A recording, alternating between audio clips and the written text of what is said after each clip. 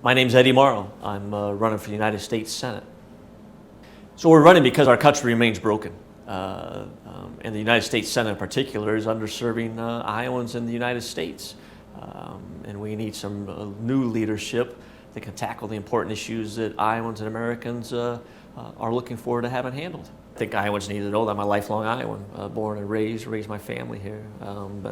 Was initially a teacher and a championship coach. Went on to build a business, a successful business that reaches out to all 99 Iowa counties today. I've been involved in community service and activism since I was a teenager and continue to do that today. And the fight that I've had for Iowans, whether it's been for domestic violence survivors, for human trafficking survivors, for workers' rights, farmers' rights, fighting for public education and better infrastructure, on being a champion for mental health, and all the while fighting for vulnerable people in our communities makes me a well-rounded candidate. Issues that appeal statewide include health care for every Iowan, something that Joni Ernst is trying to take away from them when she has the best health insurance in the world, health insurance that Iowans pay for. Making sure that we have real economic security in a state where 80% of Iowans live paycheck to paycheck. 50% of Iowans are $500 medical hiccup away from financial ruin. Somebody that's going to go out and support public education in a meaningful way, something that she doesn't do. Somebody's going to look at the climate and the environment challenges in front of us. It'll be make sure that our homes, our farms, our communities are sustainable for now and to the future. So she talks like she understands, but her policies don't seem to be helping especially the good family farmers. She signed off on the most recent farm bill that Chuck Grassley wouldn't even sign off on because it didn't do enough for the smaller family farms.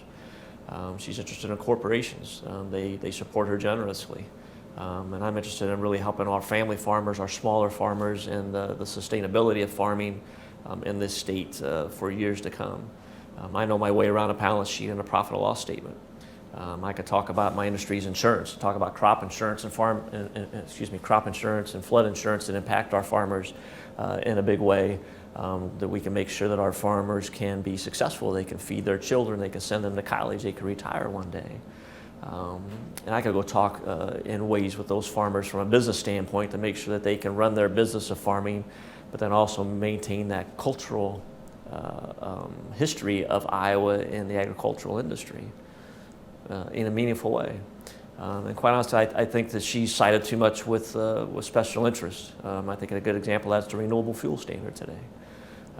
She keeps telling us how she supports the renewable fuel standard, but she's hasn't spoken up enough about the waivers that seem to be passed at the dark of night to the fossil fuel industry because they support her.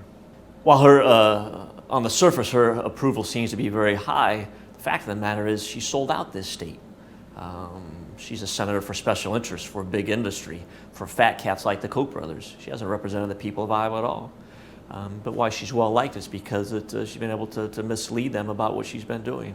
And we need to go out around this state and talk about where she's come up short, where she's been short on health care, on education, on economic security, on the climate and the environment, things that should be important to Iowans where she hasn't been able to lead.